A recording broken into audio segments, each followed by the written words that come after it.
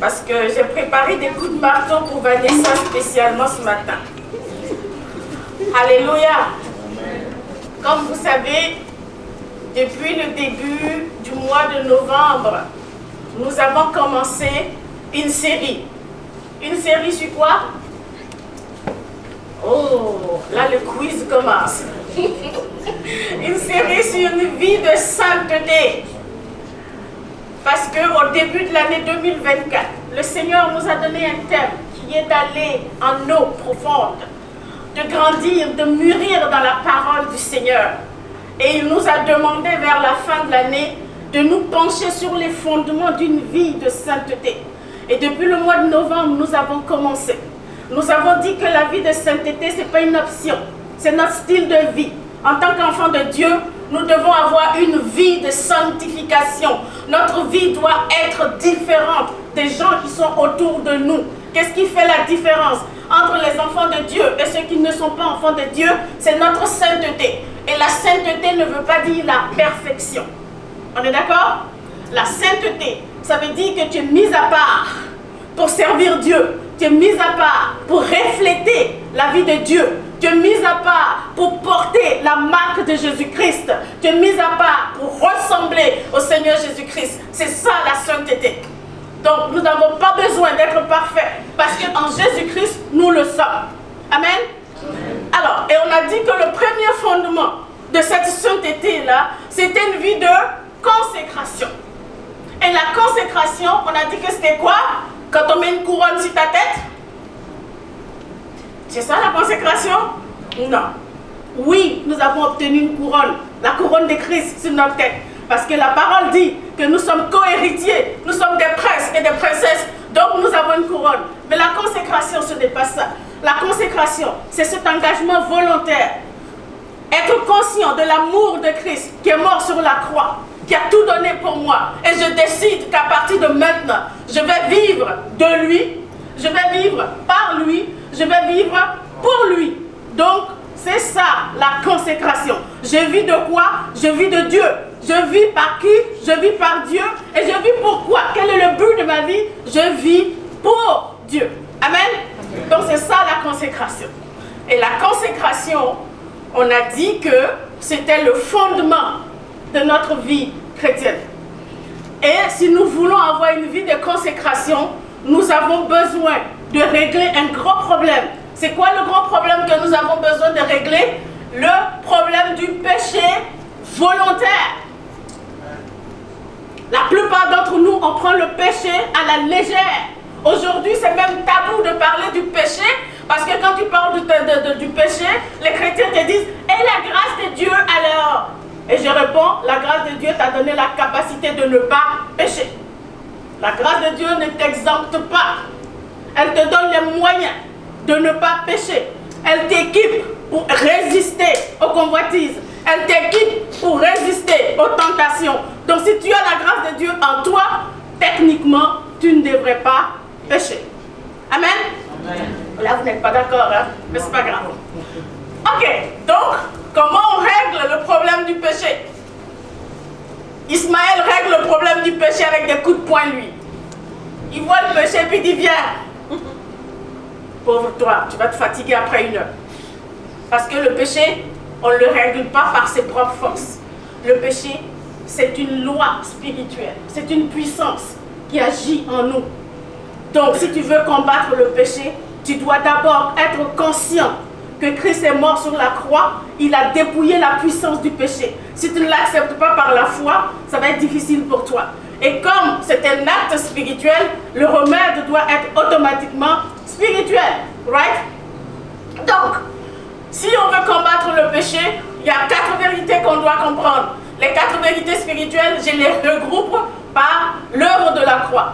Les enseignements sont disponibles, vous pouvez les suivre. Je ne vais pas revenir là-dessus. Et ensuite, on a dit, comme c'est une puissance spirituelle, on a besoin d'une autre puissance spirituelle pour combattre le péché. Ok?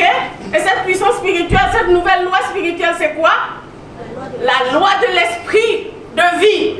C'est la loi de l'esprit de vie qui nous permet de tuer ou d'anéantir la loi du péché et de la mort. Si vous avez besoin d'annuler la puissance d'une loi, vous avez besoin d'une loi plus forte, une loi supérieure pour pouvoir diminuer ou anéantir la puissance de l'autre loi. Et Christ, par son œuvre sur la croix, nous a donné maintenant cette capacité. Quand tu ne connais pas Dieu, tu n'as pas la loi de l'esprit de vie qui agit en toi.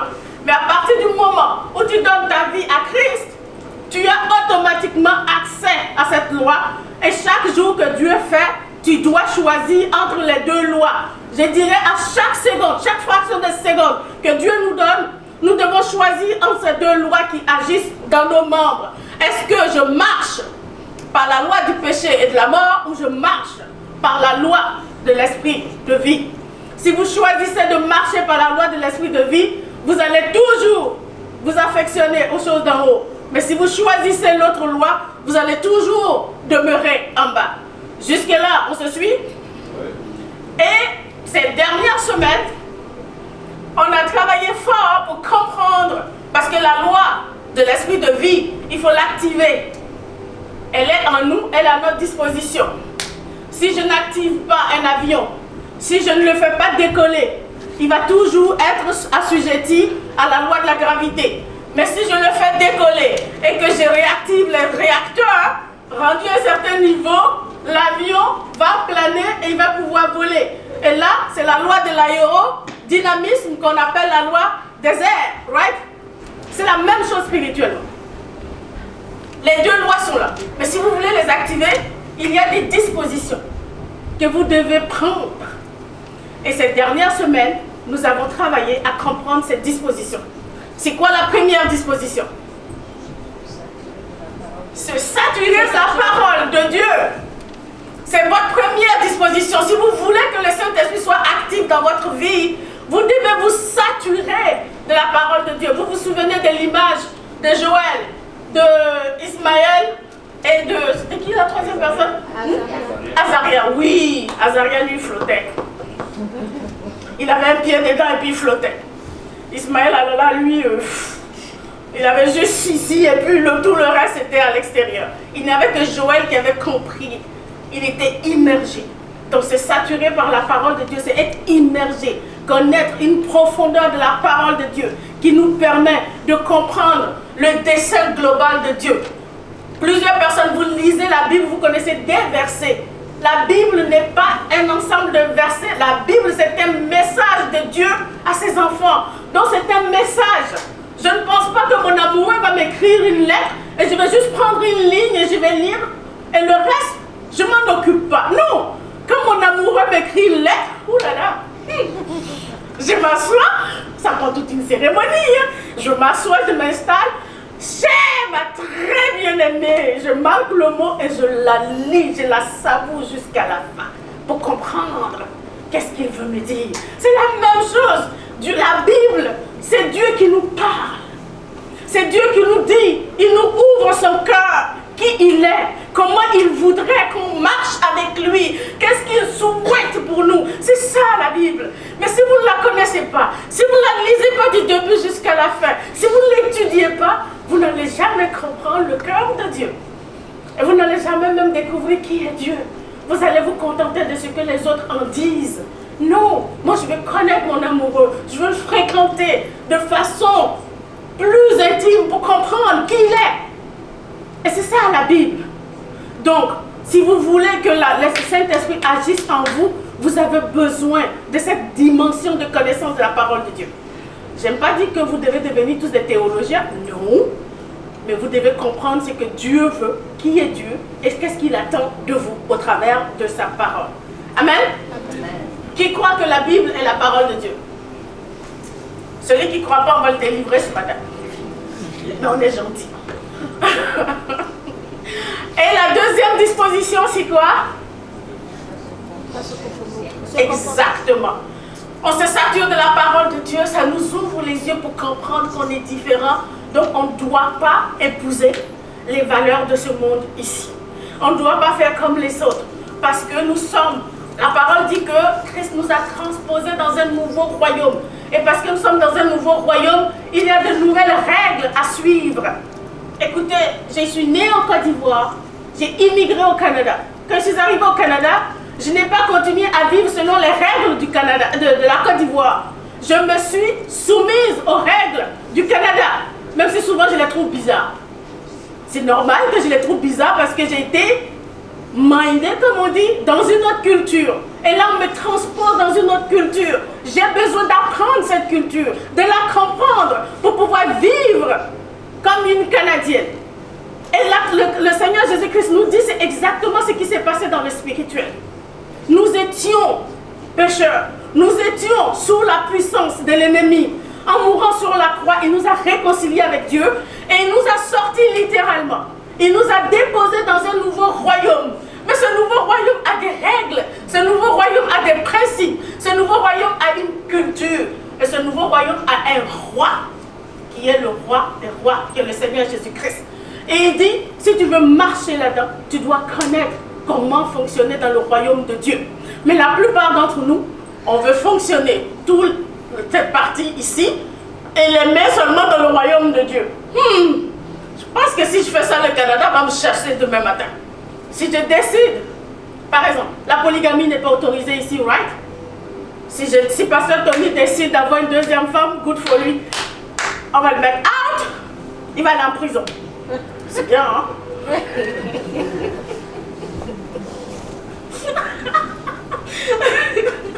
Donc ceux qui ont en tête les Joël et tout ça pour avoir une deuxième femme, fini pour vous.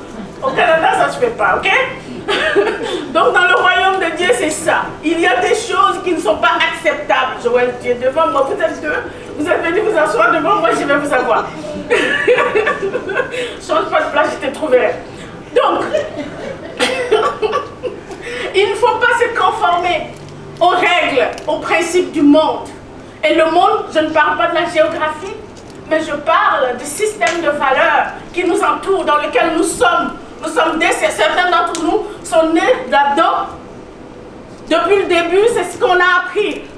Et là, Dieu nous dit, non, non, non, non, non, change ta façon de penser. Si tu veux marcher avec moi, tu dois changer ta façon de marcher. Tu dois penser. L'éducation. Dieu ne veut pas qu'on éduque nos enfants comme le monde éduque ses enfants en ce moment. Right?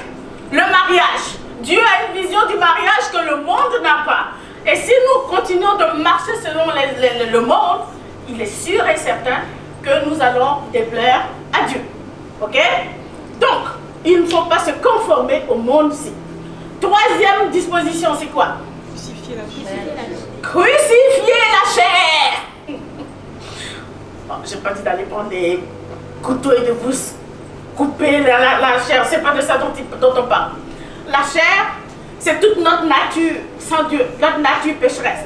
Souvent, on va le résumer par nos 5 sens, nos émotions, nos sentiments. La plupart d'entre nous, surtout maintenant, on célèbre les émotions. Vis tes émotions, ma chère. Laisse courir tes émotions. Je ne suis pas certaine que si je suis fâchée, vous allez m'encourager à vivre mes émotions parce que ça risque de pas être bon pour vous. Parce que je suis en colère là, mon frisbee il est vraiment très adroit. Donc si je veux vivre ma colère, intensement ma colère, c'est sûr et certain que ça ne marche pas. Les émotions, ça ne se vit pas. Les émotions, ça se gère. Ok? C'est ça qu'on doit faire.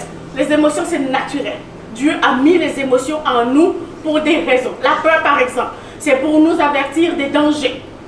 Les insécurités, c'est pour nous avertir des dangers. Mais quand c'est mal géré, ça peut devenir handicapant. Ça peut créer d'autres problèmes. Mais bref, on n'est pas là pour faire un cours de psychologie. On est là pour nous dire qu'on ne doit pas, on doit crucifier la chair. Si nous sommes en Seigneur Jésus-Christ, nous ne devons pas marcher selon la chair, mais nous devons marcher selon le Saint-Esprit. Ok? Donc nous devons prendre nos décisions fondées sur ce que le Saint-Esprit nous dit, mais pas ce que notre chair nous demande de faire. On est d'accord avec ça? Alors, quatrième disposition. Exactement.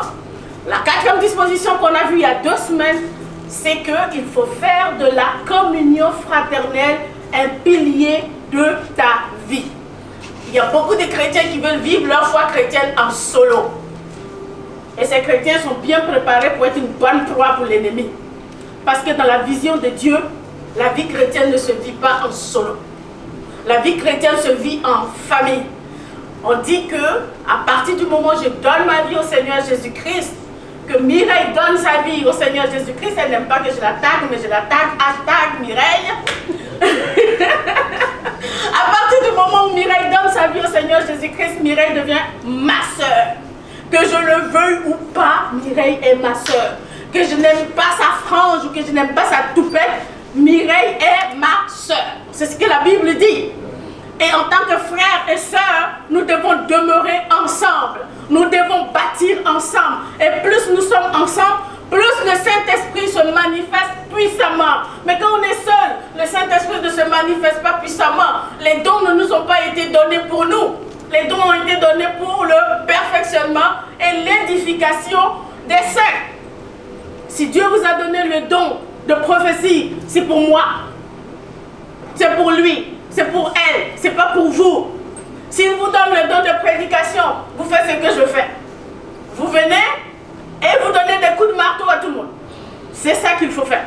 Parce que le Seigneur nous donne des dons pour l'édification et le perfectionnement des saints. Donc c'est tellement malheureux de croire que la vie chrétienne, c'est un voyage solitaire. C'est un mensonge. Dieu veut qu'on soit en famille, qu'on s'aime, qu'on manifeste. Vous les reconnaîtrez par quoi? Par l'amour qui se porte les uns pour les autres. C'est malheureux qu'aujourd'hui on est rendu dans un monde, on a été moulé justement dans la valeur du monde, qu'on est devenu individualiste. Tout commence par nous et finit par nous.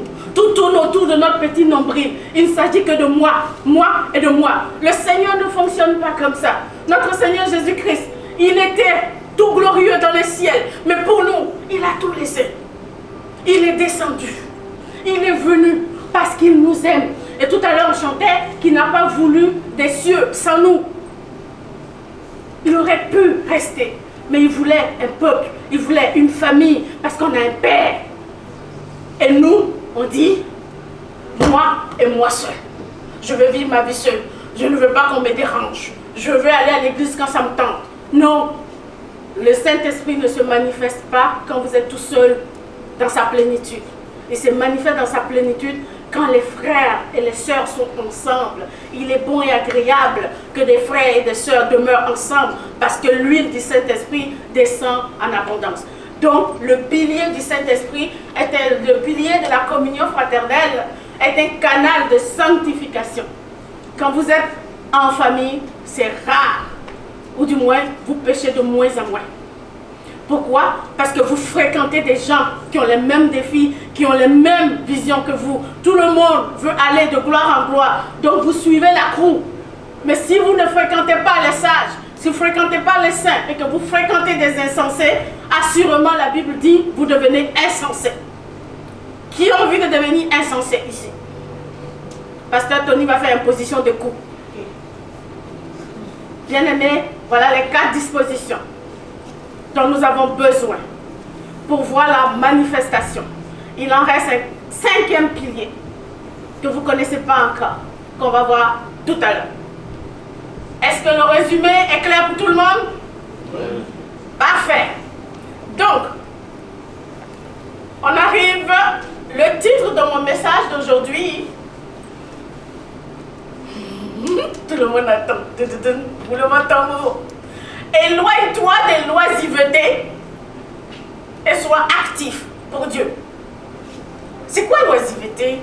Parce qu'on m'a dit que souvent quand je prêche, j'utilise des mots bizarres. C'est quoi l'oisiveté? La paresse, bravo. Quoi d'autre? La paresse, le laxisme, la procrastination, la nonchalance, le désœuvrement. Voilà ce que ça veut dire l'oisiveté. Donc mon message d'aujourd'hui, si tu veux voir le Saint-Esprit dans sa plénitude, après avoir fait les 4, c'est de t'éloigner de ça et d'être actif pour le Seigneur. On va voir, ça mange quoi en hiver. Donc, puisque nous sommes dans la dynamique de vaincre le péché, venir à bout du péché, l'un des piliers, et je voudrais que vous le mentionniez, le 5e pilier, pour vivre une vie de sanctification, c'est d'éviter d'être oisif. Et on peut éviter d'être oisif et devenir activiste pour autre chose. Maintenant, on n'est pas oisif, mais on doit s'engager pour Dieu. Qui a envie de s'engager pour Dieu? Apparemment, il n'y a pas beaucoup de gens, il n'y a pas ça Tony seulement. Bien aimé, la parole de Dieu nous dit dans Romains 12, verset 11. Ayez du zèle et non la paresse. Soyez fervents d'esprit. Servez le Seigneur. Amen. Amen. Comme enfants de Dieu, nous sommes appelés à être fructueux et productifs. Nous n'avons pas besoin d'être paresseux, nonchalants, laxistes, procrastinateurs dans l'œuvre de Dieu. La nonchalance, la paresse, j'ai des problèmes avec les la paresse nous empêche de voir la plénitude du Saint-Esprit. Elle nous éloigne des promesses de Dieu. Si vous connaissez la Bible, si vous avez lu l'histoire de la Bible, quand Dieu a fait sortir son peuple et qu'ils ont traversé la mer Rouge, ensuite qu'ils ont tourné dans le désert pendant des années et qu'ils ont traversé le Jourdain, la plupart des gens sont allés s'asseoir au lieu d'aller prendre possession de l'héritage que Dieu leur avait donné. Pourquoi? Parce qu'ils étaient nonchalants. Ils procrastinaient sur la promesse de Dieu. Et il a fallu que Josué s'énerve, se fâche, pour leur donner un coup de pied là où il faut, pour qu'ils se lèvent pour aller faire ce qu'il fallait faire. Dieu ne nous appelle pas à la paresse. L'oisiveté ne fait pas partie de l'ADN de l'enfant de Dieu. Si vous avez un problème avec l'oisiveté, vous avez besoin de vous lever très tôt le matin pour demander la grâce de Dieu. Parce que c'est la preuve que l'ennemi vous a déjà scellé et il vous réclame pour vous cribler. Même la paresse dans notre monde actuel. Soyez paresseux et vous allez manger le pain de la paresse. L'apôtre Paul va plus loin. Il dit si vous êtes paresseux, vous ne mangez pas. Techniquement, si vous êtes paresseux, vous arrivez chez moi, je ne vous donne pas à manger. Parce que Dieu dit, la paresse, il en a à horreur. Et l'oisiveté, alors là, c'est encore plus grave. L'oisiveté, bien aimé, c'est une grande porte d'entrée du péché dans votre vie. Vous savez, il y a un proverbe qui dit que l'oisiveté est la mère de tous les vices. Ça veut dire quoi? Ça veut dire que l'absence d'occupation laisse le temps de concevoir, de penser et d'accomplir des mauvaises choses. Qui n'a jamais expérimenté ça? Vous êtes à la maison, vous n'avez rien à faire, vous allez faire 15 tours devant votre frigo. Vrai ou faux? Vous vous ennuyez, vous ouvrez le frigo, j'ai creux. Vous le prenez, vous partez, 15 minutes vous revenez encore, j'ai creux. Qu'est-ce que la Bible dit? La gourmandise est un péché. Mais parce que vous êtes oisif, quand vous êtes occupé à faire des choses, vous n'avez pas le temps de penser à de mauvaises choses. Vous n'avez pas le temps de faire des bêtises. Parce que vous êtes occupé. Votre corps, votre être entier est occupé à faire quelque chose dont vous ne pouvez pas concevoir de vilaines choses dans votre tête. Ni même dans votre corps. Amen. Donc, pour vous définir simplement, l'oisiveté est l'état d'une personne dépourvue d'occupation saine, je dirais. Une personne qui est désœuvrée, n'a pas d'ouvrage. Elle est là, elle ne fait rien. Et lorsque cette personne n'a rien à faire, les tentations se font de plus en plus puissantes. La parole de Dieu nous dit que vous tombez en léthargie spirituelle. Et parce que vous tombez en léthargie spirituelle, c'est ce que la parole de Dieu dit. Quand vous vous souvenez de l'histoire où l'ennemi a tenté le Seigneur Jésus-Christ dans le désert, il a dit qu'il s'est retiré jusqu'à un moment favorable, right? Le moment favorable, là, c'est quand vous êtes dans ce sommeil spirituel, léthargique. Là, l'ennemi, il peut entrer dans votre vie, vous donner toutes sortes de tentations, toutes les convoitises, et malheureusement, parce que vous êtes léthargique, vous ne pouvez pas réagir spirituellement parlant. Amen? Amen. Alors, je vais vous donner l'exemple. Vous vous souvenez lorsqu'on a parlé de péché volontaire, je vous avais raconté l'histoire du roi David. Ok? On se souvient du grand roi David, l'homme selon le cœur de Dieu. Ce roi, c'était durant la campagne où tous les rois devaient aller en campagne, aller au combat. Ce grand roi David a décidé, yo, moi j'ai trop combattu, hein. Je suis vraiment épuisé, je vais envoyer mon général combattre, moi je vais rester à la maison. Et la Bible nous dit un soir, pendant qu'il était oisif, il n'avait rien à faire, il s'est levé et il se promenait. Et qu'est-ce qu'il a vu? Il a vu Bathsheba. Bathsheba. Et il a convoité Bathsheba. Et finalement, qu'est-ce qui est arrivé? Bathsheba était une dame mariée. Il est allé avec Bathsheba. Bathsheba est tombée enceinte. Il a comploté. Il a tué le mari de Bathsheba. Le grand roi venait de chuter. On va lire un peu la parole pour que vous ne pensiez pas que j'ai tout inventé dans ma cuisine. Dans 2 Samuel 11, versets 1 à 4, on dit ceci. L'année suivante, au temps où les rois se mettaient en campagne, David envoya Joab avec ses serviteurs et tout Israël pour détruire les fils d'Ammon, oui, et pour assiéger Rabat. Mais David resta à Jérusalem. Un soir, David se leva de sa couche et comme il se promenait sur le toit de la maison royale, il aperçut de là une femme qui se baignait et qui était très belle de figure. David fit demander qui était cette femme et on lui dit, n'est-ce pas Bathsheba, fille d'Eliam, femme d'Uri, le Héthien? Et David envoya des gens pour la chercher, parce qu'on a des enfants dans la salle, non. Des gens pour la chercher, elle vint vers lui et il coucha avec elle. Après s'être purifiée de sa souillure, elle retourna dans sa maison. Bien aimé, le chapitre 11 de 2 Samuel commence en mettant la table. On n'était pas obligé de nous dire le contexte dans lequel David est tombé. Si la Bible précise quelque chose, c'est qu'il y a une leçon à tirer. Ce qui a contribué à la chute de David, c'était l'oisiveté. Parce que David était un conquérant. David a toujours combattu pour Dieu. Il a toujours été en guerre. Bathsheba, c'est pas le même jour. Il y a longtemps, Bathsheba habitait à côté de lui. Mais oui, il y a longtemps, elle n'a pas déménagé le jour-là à côté de lui. Il y a bien longtemps, Bathsheba habitait à côté de lui. Mais David ne la voyait pas parce qu'il n'était jamais là, il était au combat. Mais parce qu'il a décidé. Il aurait pu se reposer, parce que quand on parle de ça, ça ne veut pas dire qu'on ne doit pas se reposer. Il aurait pu se reposer et s'occuper sainement. Mais il était désœuvré. Il était comme moi désœuvré. Contrairement à aller regarder le voisin chez moi, ben, je préfère aller voir mon frigo à moi. C'est là que se trouve le bonheur. Non chérie, je ne regarde pas le voisin, t'inquiète pas.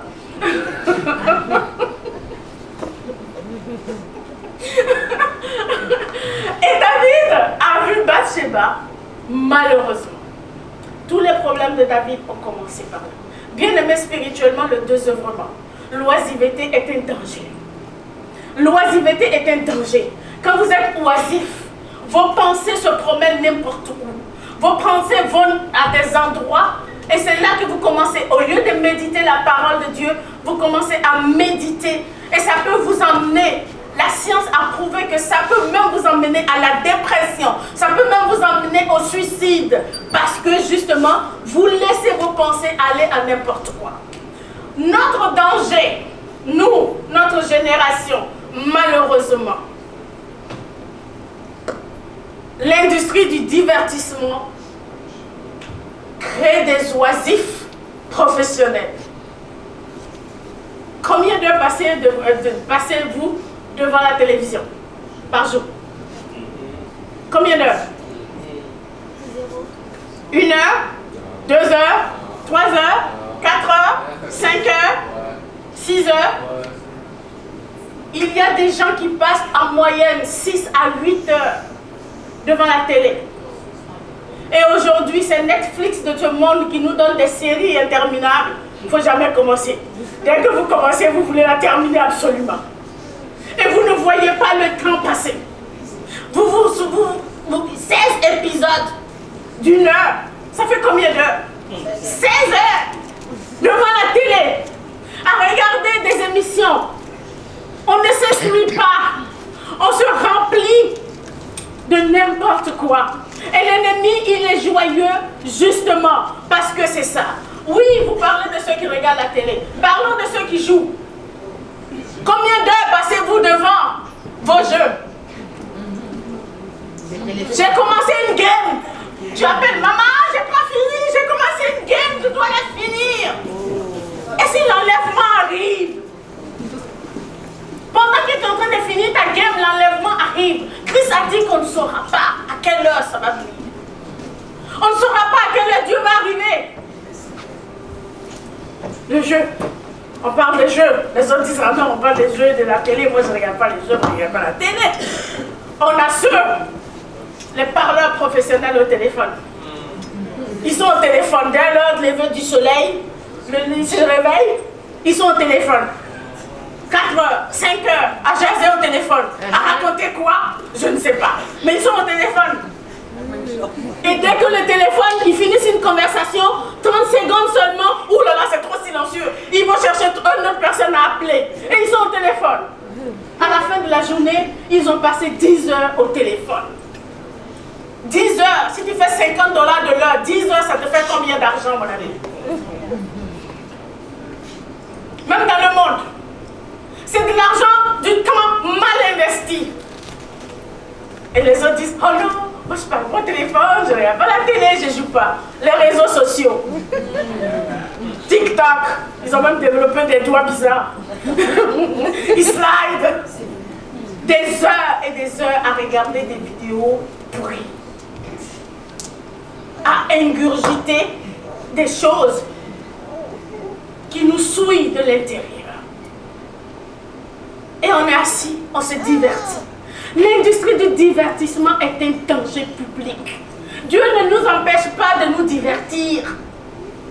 Dieu ne nous empêche pas de nous reposer. Au contraire, on doit se reposer. Dieu ne nous empêche pas d'avoir du fun. Mais il dit de le faire de façon saine. 4 heures, 8 heures. Une fois en passant, je comprends. Mais toute la semaine, tu es devant la télé. Mais qu'est-ce que tu penses que ça va faire à ton cerveau? Qu'est-ce que tu penses que ça va faire à ton état? Mais tu deviens stupide. Désolé, c'est la vérité. La science le dit, c'est pas moi.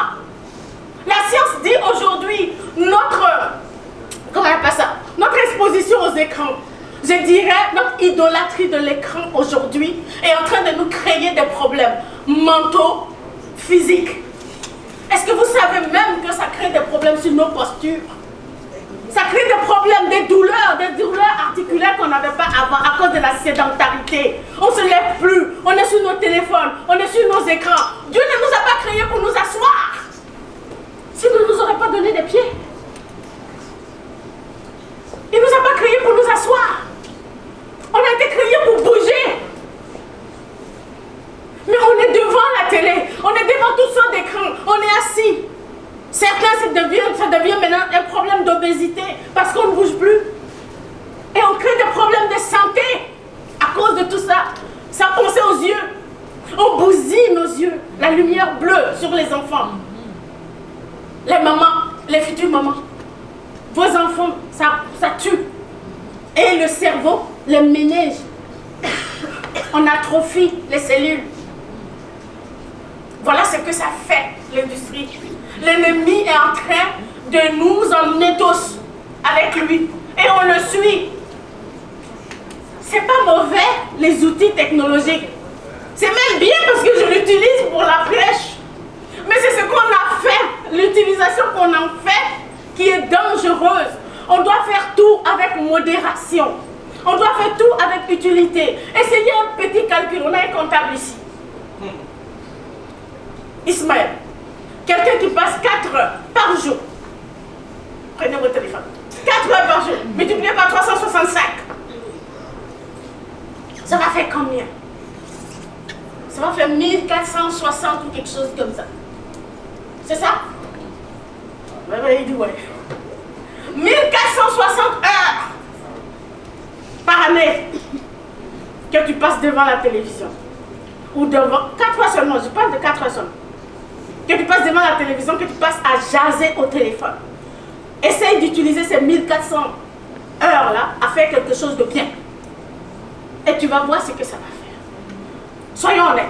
Là, je parle, c'est pas parce que moi, je ne regarde pas la télé. Moi, les films de filles, tu mets un film de filles, tu comprends une série de films de filles, ça prend la grâce du Saint-Esprit pour que je me lève, ok? C'est pas parce que je suis en train de vous dire que ça me dit non, non, non. Mais on doit se dire la vérité. Je suis vulnérable, je vous le dis. Ça prend pas ça souvent pour dire, ben, va dormir. Ok? Donc, on est tous dans le même bateau, ok? Imaginez un peu. Nous sommes devant ça. Tu es assis. Rien que ça. Et soyons honnêtes. Depuis le temps qu'on fait là, ça nous a donné quoi? Je regarde les films de filles, ok? Est-ce que ça me rend plus intelligente? Non.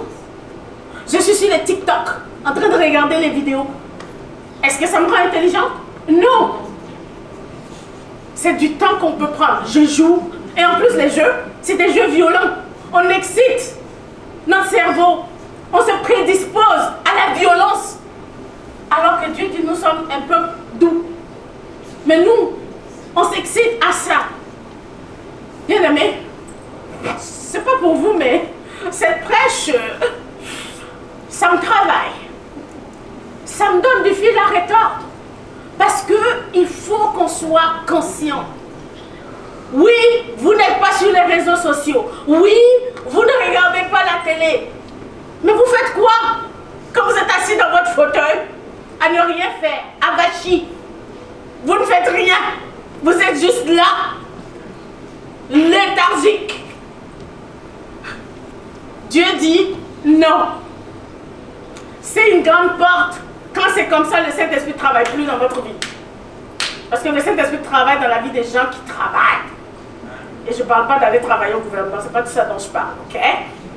On peut travailler, le travail séculier, Dieu nous bénit au travers de ça, il n'y a pas de souci. Mais quand on dit le Saint-Esprit travaille dans la vie de quelqu'un qui travaille, servir le Seigneur, l'œuvre du Seigneur, que tu manges, que tu dormes, que tu ailles à la toilette, fais tout pour la gloire de Dieu. Est-ce que le film que tu es en train de regarder là, c'est pour la gloire de Dieu? Si ce n'est pas pour la gloire de Dieu, trouve-toi une activité qui va glorifier le Seigneur. Tout en te reposant. Tu peux te reposer en allant rendre visite à un frère. Tu peux te reposer en allant aider quelqu'un d'autre. Ça aide. Au moins tu es actif. Mais on est embarqué dans le bateau du divertissement. Et aujourd'hui, l'Église est en train de mourir tranquillement. C'est même difficile de trouver des gens pour venir servir dans une église. Les chrétiens sont devenus des spectateurs. Alors que nous ne devons pas être des spectateurs, nous sommes des acteurs. Dieu nous a créés pour être des conquérants. Oh, bien aimé, on doit comprendre ça. On doit comprendre ça. L'enfer se réjouit quand il voit un enfant de Dieu qui est oisif. Satan danse. Je ne sais pas quelle danse il danse, mais il danse quand il nous voit oisifs. Nous devons comprendre, nous devons être conscients de ça. Nous avons été créés pour servir. Alléluia. Allons dans Ephésiens 2, versets 8 à 10. Car c'est par la grâce que vous êtes sauvés, par le moyen de la foi. Et cela ne vient pas de vous, c'est le don de Dieu. Ce n'est point par les œuvres, afin que personne ne se glorifie. Car nous sommes son ouvrage, ayant été créés en Jésus-Christ. Pourquoi? Pour de bonnes œuvres que Dieu a préparées d'avance, afin que nous les pratiquions. Parce que Dieu a un plan, Dieu a déjà un travail pour nous, qu'il veut qu'on pratique. C'est ça que Dieu dit ici dans sa parole. Il nous a créés pour un but. Alléluia. Allons dans Tite 2, verset 14. Christ s'est donné lui-même pour nous, afin de nous racheter de toute iniquité et de se faire un peuple qui lui appartienne, purifié par lui et zélé pour les bonnes œuvres. Ma soeur, où sont tes bonnes œuvres? Mon frère, où sont tes bonnes œuvres? On a été créés pour ça. Il y a des œuvres qui ont été déjà, qui sont là, que nous devons pratiquer. Est-ce que tu pratiques ces bonnes œuvres? Alléluia. Bien-aimés, nous n'avons jamais, alors là, jamais été créés et rachetés pour le désœuvrement. Si c'était pour ça, Dieu n'aurait pas donné sa vie. Je ne pense pas que Christ est mort sur la croix pour qu'on s'asseye pour regarder la télé. Même si on veut se leurrer, dire « Ah non, je regarde des films chrétiens. » Ça, c'est l'excuse qu'on a. « Ah mais non, mais je gaspille pas mon temps, je regarde des films chrétiens. » En quoi est-ce que le film chrétien t'édifie? Je ne dis pas qu'il ne faut pas le regarder. Je parle de la modération, qu'on s'entende là-dessus. Qu'on rentre et puis on prend notre télévision, qu'on aille les jeter à la poubelle. Ce n'est pas de ça dont je suis en train de vous parler. Je suis en train de dire l'utilisation saine de votre temps. Amen. Alléluia. Vous savez, comme je disais tantôt, la paresse ne fait pas partie de notre ADN. Nous sommes des acteurs. Vous savez, vous connaissez Dieu. Ou ceux qui connaissent Dieu. Dieu est un conquérant redoutable. Quand vous regardez l'histoire, Dieu est un conquérant. Il veut conquérir. Il veut ramener. Et la Bible dit qu'il est redoutable. Il veut ramener toutes les nations à lui. Le but de Dieu, c'est que toutes les nations le connaissent. Que nous tous, nous puissions connaître Christ. Est-ce que toutes les nations sont à Christ en ce moment? Non. Mais pourquoi nous, on dort? Pourquoi on dort? Parce que c'est notre travail. Vous êtes là, vous voyez les gens, Dieu t'aime. You are right, Dieu m'aime. Mais nous sommes les membres de Dieu. Si Dieu l'aime, fais ce que Dieu aurait fait dans sa vie pour lui. Il ne suffit pas de dire à quelqu'un Dieu l'aime. Mais sois la personne par qui Dieu va passer pour bénir. Tu vois quelqu'un qui n'a pas de chaussures, je vais prier pour que Dieu te donne des chaussures. Tu en as deux, mais donne-lui ta paire de chaussures. Parce que tu es le canal par lequel Dieu veut le bénir. Alléluia. Aïe, aïe, aïe, aïe. Bien aimé, je vais être plus gentille maintenant pour terminer, Vanessa. Il y a un travail pour chacun de ses enfants. Dieu veut qu'à travers ta vie, à travers ma vie, Monsieur Améga, il veut influencer un maximum. Georges, Dieu veut t'utiliser pour influencer les gens qui sont autour de toi. Il veut que tu sois la lumière là où tu es.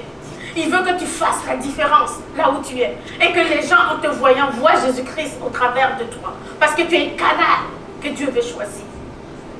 Et tu dois accepter. Dieu ne va jamais t'obliger à le faire. Il veut que par amour, tu acceptes d'être ce canal-là par lequel il veut bénir d'autres personnes. Et voilà le travail que Dieu veut faire au travers de nous. Il dit, allez et faites de toutes les nations des disciples. Enseignez-leur ce que je vous ai appris. Ça, si vous pensez, vous ne connaissez pas votre appel, ça c'est l'appel de chaque chrétien. Allez et faites de toutes les nations. Et les moyens peuvent être différents. Vous pouvez être la lumière, peu importe où Dieu vous met. Mais en passant notre temps devant la télé, je ne sais pas si vous allez évangéliser la télévision. Ou si vous allez... Il y a certains qui disent, je vais utiliser les réseaux sociaux pour évangéliser. Mais quand je vois ce que vous mettez sur les réseaux sociaux, mais c'est une idolâtrie de vous-même. Il n'y a pas plus narcissique que ça. Quelqu'un met sa photo bien maquillée avec un verset biblique. Tu veux tromper qui? Pourquoi on dit, les gens ne disent pas Amen. Les gens disent, oh tu es jolie, oh tu es magnifique. Et puis, ah merci, oh merci. Tu es sûr que tu as évangélisé? Parce que tu as mis l'emphase sur toi et non sur le verset biblique. Est-ce ça que l'évangélisation, mes frères? Tu as besoin de likes, it is good. Ne mets pas Dieu avec ça. Mets ta photo. Les gens vont liker, c'est bon. Mais ne dis pas, oh là, je vais utiliser les versets bibliques. Prêche Christ ressuscité sur les réseaux sociaux. Et je dirais Amen à ça. Mais ne me mets pas ta photo parce que tu as sorti ton outfit. Tu veux que tout le monde voit ça et tu mets un verset biblique pour paraître sage. Insensé, va. Alléluia. Aide-nous, Seigneur. Dieu ne nous a pas sauvés pour le métro. Il ne nous a pas sauvés pour le boulot. Il ne nous a pas sauvés pour le dodo. Bien aimé, c'est mon cœur qui parle. Il ne nous a pas sauvés pour le dodo. On perd le temps. L'apôtre Paul dit que les temps sont mauvais. Racheter du temps. Ça veut dire utiliser de façon consciente et sage le temps que Dieu vous donne. Parce que vous ne savez pas si demain matin vous serez là. L'enlèvement s'en vient, mais l'autobus de chacun a été déjà tracé. Il y a certains qui vont voir 2030, d'autres non. Il y a certains qui vont vivre jusqu'à 100 ans, d'autres peut-être c'est 30 ans. Chacun d'entre nous, on a une date d'expiration. Mais on doit s'assurer, pas pour vous faire peur, mais pour vous faire prendre conscience, si vous êtes vraiment à Dieu et que vous voulez servir Dieu, vous devez comprendre que nous n'avons pas le temps à perdre. Le temps est précieux, l'ennemi va nous faire perdre notre temps. Mais Dieu ne veut pas qu'on perde le temps. C'est pour ça qu'il dit le temps sont mauvais. Sois sérieux dans ce que tu fais. Rachetez du temps. Alléluia. Vous savez, il y a des vies à construire. La plupart d'entre nous ici, là, on a des souffrances émotionnelles. En fait, face à plusieurs conflits, en fait, intérieurs ou extérieurs. On a des défis. L'ennemi veut détruire les vies. Mais c'est ensemble que nous pouvons bâtir ces vies.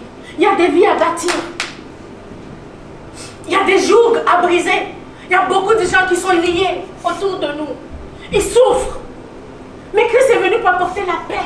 Christ est venu pour apporter l'amour dans les familles. Il y a des familles qui sont éclatées. Et Christ a besoin de nous, que nous soyons des modèles, que nous soyons des artisans, pour que ces familles-là sachent que Dieu est vivant et qu'il aime les gens. Mais nous, on pense à nous. Si Christ avait pensé à lui, est-ce que nous serions ici en ce moment? Non. Il y a des vies à restaurer. Il y a des perdus à ramener. Il y a beaucoup de gens qui ont donné leur vie au Seigneur, mais qui sont aujourd'hui rétrogrades. Ces gens-là, Dieu veut qu'on aille les chercher. Il y a des gens qui ne connaissent pas encore le Seigneur. Il y a des gens qui souffrent dans certains pays où ils sont liés encore. Mais Christ a besoin de nous pour aller. Il dit, allez-y. Mais nous, on fait quoi? Costco, bouffe. Et là, on est content. On vient dimanche, samedi à l'église. Ah, Dieu est puissant. Dieu est puissant. Mais non! La puissance de Dieu se voit au travers de nos vies. C'est au travers de notre vie que les gens voient la puissance de Dieu.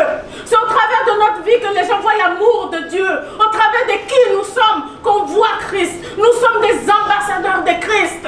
Nous sommes des ambassadeurs de Dieu. Nous sommes la lumière, la vitrine de Dieu. Et Dieu dit, soyez mes vitrines. Mais nous faisons tout pour ternir l'image de Dieu. Bien-aimés, on n'a pas été créés pour nous asseoir. On a été créé pour bouger. Un chrétien, c'est quelqu'un qui est en mouvement perpétuel. Tu dois être en mouvement. Oui, on doit se reposer. Le sabbat existe. On doit se reposer. Un seul jour pour se reposer. Pas 7 jours de désœuvrement. 6 jours de désœuvrement, 1 jour pour travailler. Non. Nous, on a 1 jour pour nous reposer. Et Dieu dit, repose-toi, sois dans mon repos. Ça veut dire que même dans notre repos, on doit être dans le Seigneur. Mais on ne fait pas ça. Alléluia. Vous savez, quand on s'engage dans la moisson du Seigneur, on n'a pas le temps de pécher. Je dis toujours à ma famille, je suis la dernière à savoir ce qui se passe. Les protèges, je n'ai pas le temps. Parce que j'ai vraiment pas le temps. Honnêtement, littéralement, je n'ai pas le temps. Le seul moment où j'ai le temps, c'est quand je finis de tout faire le soir. Mais le soir, il y a plein de choses qui se sont passées. Et on me dit, il y a telle chose. Ah oui? C'est comme si je sortais de ma tanière. Quand tu es occupé à faire des choses, tu n'as pas le temps de pécher. Et quand tu es occupé surtout à faire l'œuvre de Dieu, le Saint-Esprit est toujours là pleinement avec toi. Parce que tu es en train, il dit, demandez et vous recevrez. Souvent, on prend ce verset-là, on pense que oui, on va demander n'importe quoi à Dieu et Dieu va nous le donner. Non, il faut lire les versets d'après. Il faut demander des choses qui plaisent à Dieu. Il faut demander des choses qui rentrent dans le travail de Dieu.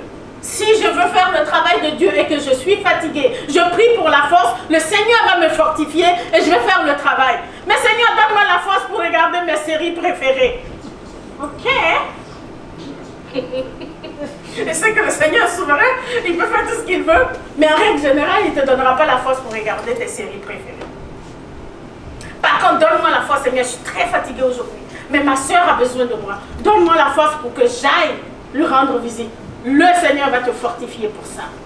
Seigneur, je dois aller servir à l'église, mais je suis vraiment fatiguée. Donne-moi la force, Seigneur, je vais y aller. Et tu vas voir que le Seigneur va renouveler tes forces. Tu vas le faire.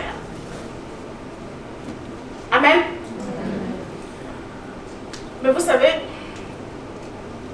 être actif pour le Seigneur, il faut être intentionnel. Il faut le décider. Si vous ne décidez pas d'être intentionnel dans l'œuvre de Dieu, ça ne va pas arriver. Il y a des gens qui disent, je prie pour que le Seigneur me donne le service.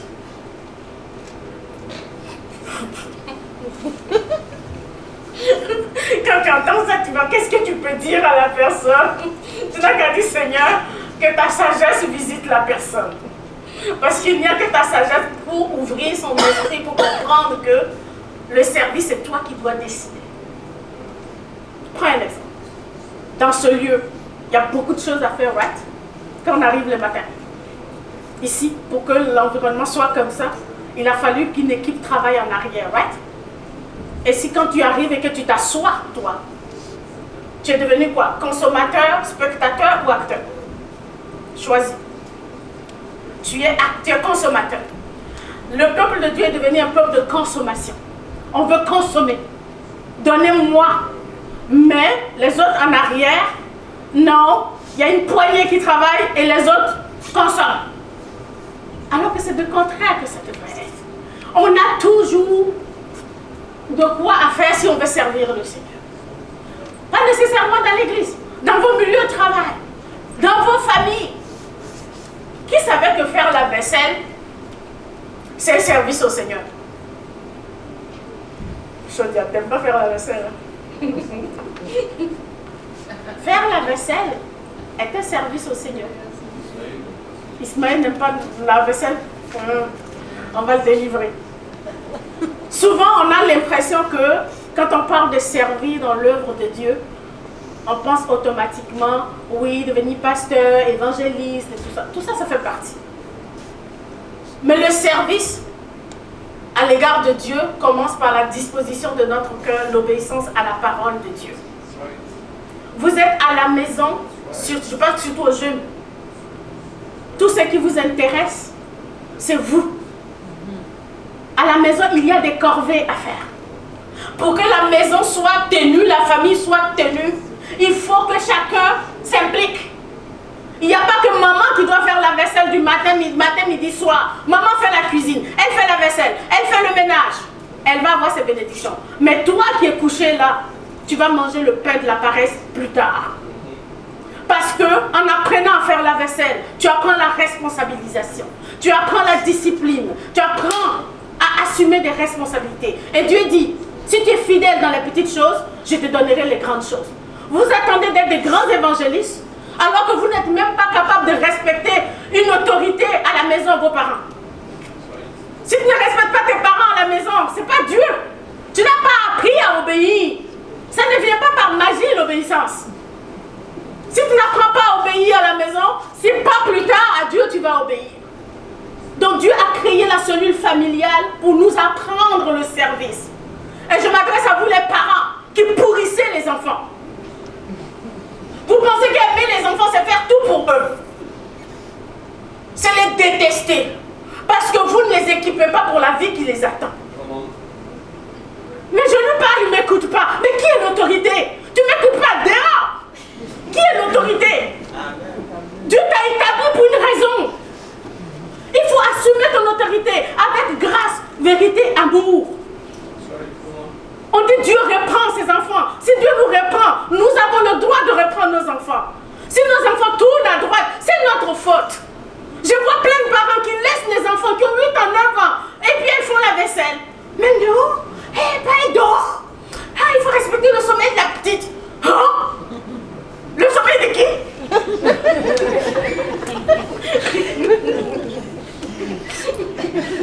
Son Dieu ne dort ni ne sommeille. Et lui, il va dormir. Pourquoi? Il y a des heures pour dormir. Il y a un temps pour tout. L'enfant doit dormir. Oui, on le respecte. Mais un enfant qui dort plus de 8 heures, il y a un problème. Il faut que l'enfant apprenne des responsabilités. Ça s'apprend quand on est jeune. C'est pas quand on est vieux qu'on doit apprendre des choses. Et vous pensez que vous aimez les enfants en les pourrissant de cette façon. Non. Les jeunes ont leur part, mais les parents ont notre responsabilité. Aimer son enfant, c'est de lui fournir tous les outils nécessaires pour qu'il soit indépendant. On a des enfants, des adultes, des jeunes adultes qui ne savent même pas cuire un œuf. Oui, il y a DoorDash, je comprends. Oui, aujourd'hui tu peux commander, mais avant de commander, il faut que tu travailles. Mais si tu n'es même pas capable de te débrouiller tout seul, qu'est-ce qui va arriver? Là, il y a personne qui m'aime. Hein? C'est pas grave, Dieu m'aime. Dieu vous aime. Donc, bien aimé, disons-nous la vérité. Dieu veut un peuple qui a les bonnes valeurs à la place. On a créé la cellule familiale pour que les parents soient des modèles. Pour que les parents soient des modèles. Mais les parents, vous vous disputez tous les jours. Et vous voulez que les enfants apprennent quoi? Quel langage voulez-vous que les enfants apprennent? Le langage de la dispute? Non. Dieu nous a créés pour qu'on soit des modèles. Dans tout. Le service, c'est un canal de sanctification. Il y a plein de choses que je ne fais plus parce que je suis devenue maman pasteur. Je ne peux plus m'habiller dans les jupes mini sexy. Si je fais ça, qu'est-ce que je vais dire à Arsène si Arsène décide de porter une jupe mini? Je vais lui dire quoi? Arsène, tu ne dois pas t'habiller comme ça. Mais pourquoi? Toi-même, tu t'habilles comme ça, non? Le service, être parent, demandez à Starsky. Il n'est pas devenu parent. C'est quand il est devenu parent quand il a eu un enfant. Et c'est l'enfant qui lui a appris à devenir un parent. C'est comme ça que ça se passe. Vous devez absolument apprendre tout quand on est jeune. Et les parents, vous devez donner l'exemple. On est allé d'avoir des parents qui n'ont plus d'autorité. Le monde peut faire tout ce qu'il veut. Mais si vous êtes enfant de Dieu, dans le royaume de Dieu, les principes sont différents. L'amour exige qu'on apprenne à l'enfant. Il dit quoi? Enseigne à l'enfant les voies et quand il sera grand, il choisira la bonne voie. Mais si toi tu ne lui apprends pas ça quand il est jeune, quand il va grandir, il va choisir quoi? Il n'a pas eu le choix. Donc bien aimé, Dieu nous a créés pour faire ce qu'on doit faire. Mais l'ennemi va travailler de façon active pour nous empêcher de le faire. Quels sont les obstacles qui nous empêchent aujourd'hui de servir Dieu? Je vais vous en donner quelques-uns. La plupart des gens, l'un des obstacles, c'est qu'on n'aime pas assez Dieu. On n'aime pas assez Dieu, c'est pour ça qu'on ne sert pas. Parce que si tu aimes Dieu, si tu es conscient que tu étais pour partir à la GN et que quelqu'un est mort pour te sauver, pour te donner une nouvelle direction, alléluia, quand tu sors de là, tu diras Seigneur, tout pour toi. Tout pour toi, Seigneur. On dit ça, moi enlève-moi tout. Hein. Tu peux même prendre Pasteur Tony si tu veux. Mais si tu touches à mon Seigneur Jésus-Christ, je suis foutu. Parce que c'est le pilier de ma vie. C'est le pilier de ma vie. Quand tu aimes Dieu, tu ne penses plus à la dépense. Tu travailles pour Dieu. Tu fais tout pour Dieu. Donc un des obstacles qui fait qu'on ne sert pas Dieu, c'est parce qu'on s'aime plus que Dieu. On n'aime pas Dieu. On veut se servir nous et on utilise Dieu comme un serviteur. Dieu donne, donne, donne. Vous n'avez qu'à regarder vos requêtes de prière. Regardez un peu la liste de vos requêtes de prière pour ceux qui prient. Qu'est-ce que vous avez demandé à Dieu? Moi j'aime bien les 24 heures. 24 heures, dans ces 24 heures-là, dans votre prière, qu'est-ce que vous avez demandé à Dieu? Qui a pensé aux veuves? Qui a pensé aux orphelins? Qui a pensé aux non-sauvés? Qui a pensé à tous ceux qui sont malades? Qui a pensé à ce qui se passe sur la terre en ce moment, les guerres? Qui a pensé aux autorités? Mais c'est notre travail. Je vais vous donner un secret. Dieu n'agit pas sur cette terre sans passer par une personne. C'est lui qui a créé le ciel et la terre, il a donné ça aux humains. Et il ne viendra pas nous envahir tant aussi longtemps qu'il n'y a pas une personne qui dit moi. Regardez toute l'histoire de Dieu, il est toujours passé passer par une personne pour agir. Et si nous, on ne se dispose pas pour que Dieu agisse au travers de nous, il n'y a rien qui va se passer. Mais si tu n'aimes pas Dieu, tu ne vas pas le faire. Donc, premier obstacle, on n'aime pas Dieu. Si tu veux servir, commence par aimer Dieu. Aime Dieu plus que toi. Amen. Deuxième chose. La plupart d'entre nous, on aime Dieu, on veut servir, mais on dit toujours qu'on n'est pas apte à servir Dieu. Je n'ai pas le nécessaire pour servir Dieu. Je vais attendre d'être parfait. En ce moment, je vais servir Dieu. Ils disent qu'ils sont incapables. On leur dit de prier. Moi, je ne sais pas prier. Ok. Viens servir à l'église. Moi, je ne sais pas servir à l'église. Viens chanter à l'équipe de louanges. Moi, je ne sais pas chanter. Je n'ai pas une belle voix.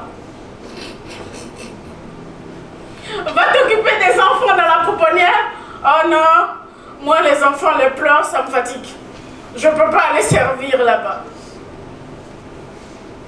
Et vous décidez de vous asseoir et de regarder les trains passer.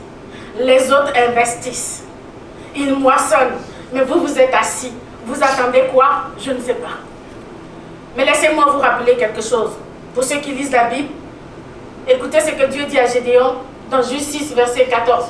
Quand il a demandé à Gédéon d'aller, il va utiliser Gédéon. Voilà ce que Gédéon lui dit à Dieu. Non, lui, il est le plus petit, il n'a pas la force, blablabla. Bla, bla. L'Éternel lui dit, va avec cette force que tu as et délivre Israël de la main de Madian. N'est-ce pas moi qui t'envoie? C'est Dieu qui t'a sauvé. C'est Dieu qui t'a placé ici. S'il t'a placé là, il va assurer assurément la provision. Donc vous n'avez aucune excuse. J'ai pas une belle voix. Qui a dit que Dieu était intéressé par Shakira ou par, je ne sais pas, qui d'autre? Non. Chanter pour Dieu, être un chanteur, on n'a pas besoin d'une belle voix. On a besoin de compétences, mais les compétences, ça se fait quoi? Ça se développe. Est-ce que tu as vraiment le désir de le faire? Si tu as le désir de le faire, tu vas apprendre. Tu vas te préparer pour servir le Seigneur. Ça s'apprend. Et si tu n'es pas capable, Dieu va te donner l'intelligence d'apprendre. Allez dans l'Ancien Testament, quand on voulait bâtir le tabernacle, le Seigneur a dit, j'ai mis mon esprit d'habileté. Il peut te donner l'esprit pour apprendre tout ce que tu veux. Il faut seulement que tu le désires. Amen. Amen. Alléluia. Dans Matthieu 10, 19, le Seigneur Jésus-Christ dit aux disciples, ne soyez pas en souci comment vous parlerez, ni de ce que vous direz, car il vous sera donné dans cette heure-là ce que vous allez dire. Quand vous demandez de prier, vous fermez vos bouches. Oh, je ne veux pas prier, je ne sais pas prier. Dieu dit, ouvre ta bouche. Le Saint-Esprit va mettre les paroles dans ta bouche et ça va sortir. Mais toi, ouvre la bouche parce que le Saint-Esprit ne viendra pas ouvrir ta bouche. Mets-toi en mouvement et le Saint-Esprit va donner ce dont tu as besoin pour prier. On n'a pas besoin d'aller à l'université pour apprendre à prier. Même Elishama est capable de prier, puisqu'il est capable de demander le lait à sa maman. Alléluia. Nous avons besoin de nous appuyer sur la force de Dieu simplement avec foi quand Dieu nous demande. Troisième obstacle, la plupart d'entre vous, vous avancez votre niveau de connaissance de la parole de Dieu pour ne pas vous investir dans l'œuvre de Dieu. Oh, moi, je ne suis pas pasteur Tony, je ne suis pas une encyclopédie ambulante. Je ne connais pas vraiment la parole de Dieu. Oui, c'est très important de connaître la parole de Dieu. Mais, on n'a pas besoin de connaître toute la parole de Dieu pour commencer à servir le Seigneur.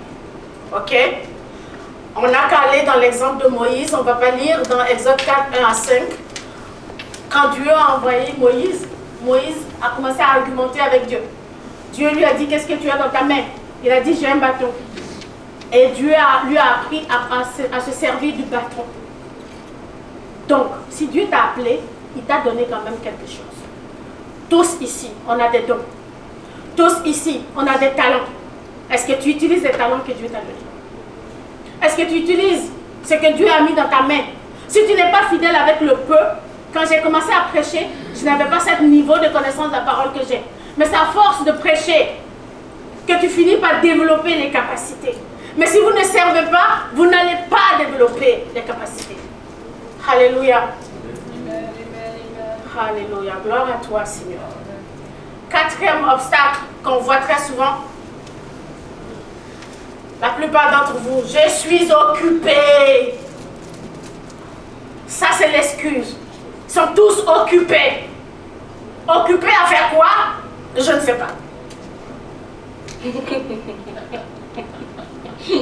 Dans mon pays, on va dire les affairés sans affaires. Ils sont affairés, mais il n'y a pas d'affaires. Ok? Oui, on est occupé dans les tâches quotidiennes. Mais laissez-moi vous révéler quelque chose. Quand vous dites que vous êtes occupé, il y a quelqu'un qui vous donne 24 heures par jour. Vous dites que c'est votre Dieu, c'est votre Seigneur, et que c'est par lui que vous vivez, c'est de lui que vous vivez, c'est en lui que vous vivez. Et vous dites que vous n'avez même pas 30 minutes pour lui dans les 24 heures qu'il vous donne. C'est pas pour vous rendre coupable, hein? C'est juste pour qu'on comprenne, qu'on réfléchisse. Parce que notre objectif, c'est de faire des chrétiens intelligents.